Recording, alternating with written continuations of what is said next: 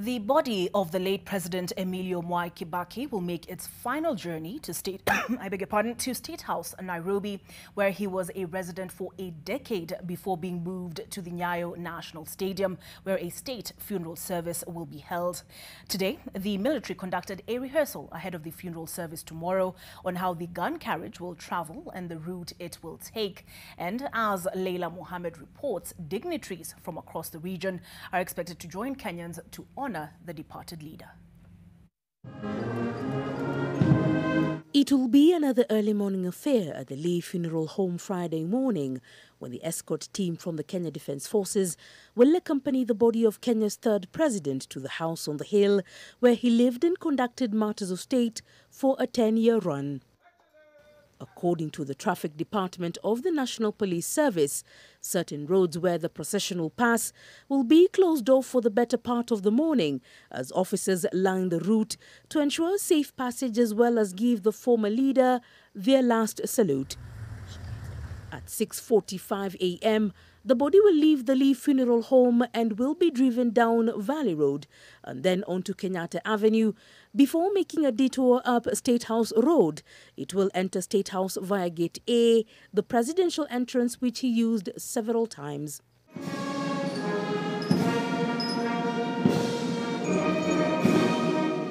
Once a short prayer service has been conducted by KDF chaplains, the procession will exit State House via the VIP entrance, where GSU officers who are part of the Presidential Guard will line both sides of the road to Gate C to give him one last goodbye.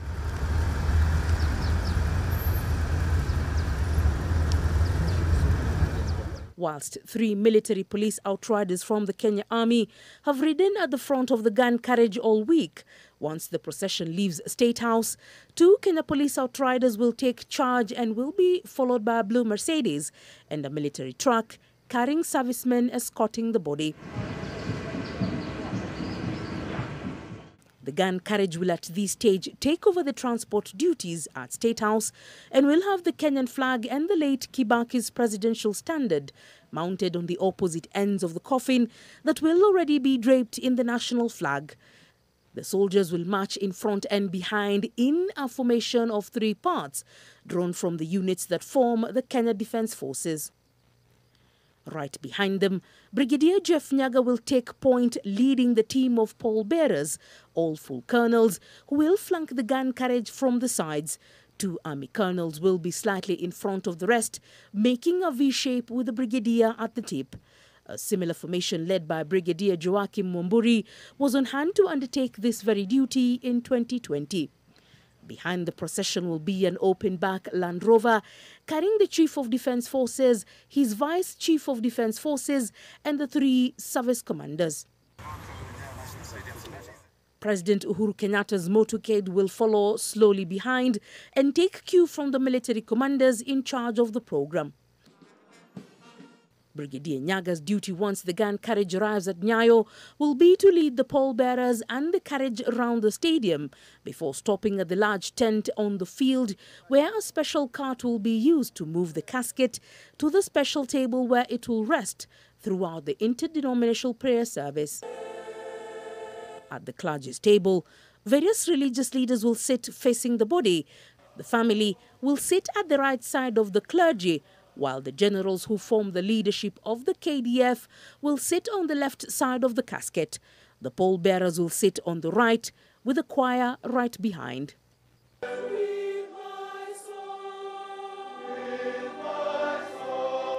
Once the body is safely in place, the military police will march with the 2 flags on the gun carriage and place the standard on one end and the national flag on the other. At 10 a.m., the memorial service is expected to begin. The Archbishop of Nairobi, Philip Anyolo, will be the main celebrant.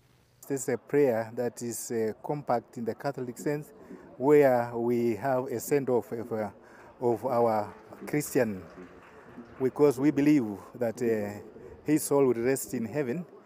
We want to give him a good send-off so that he may enter into the next life. The situation will be no different in Othaya, where Archbishop David Muheria will be the main celebrant. They are also, the military chaplaincy are the ones who are organizing together with us, together with the Archdiocese of Nairobi, Archdiocese of Nyeri, in the liturgical organization. But we also have present other religious leaders from other faiths who will also be present, praying together, and various other choirs from other faiths who are also going to participate. Senior government officials were also on hand at Nyayo to make sure all preparations were in order and that the last salute would be a special one for a man who has served the Republic for almost half his life. The body leaves for Nyeri on Saturday morning via road, where it is expected that the gun carrier will travel up to a specific area before the funeral hearse takes over and proceeds to Othaya. Leila Mohammed, NTV.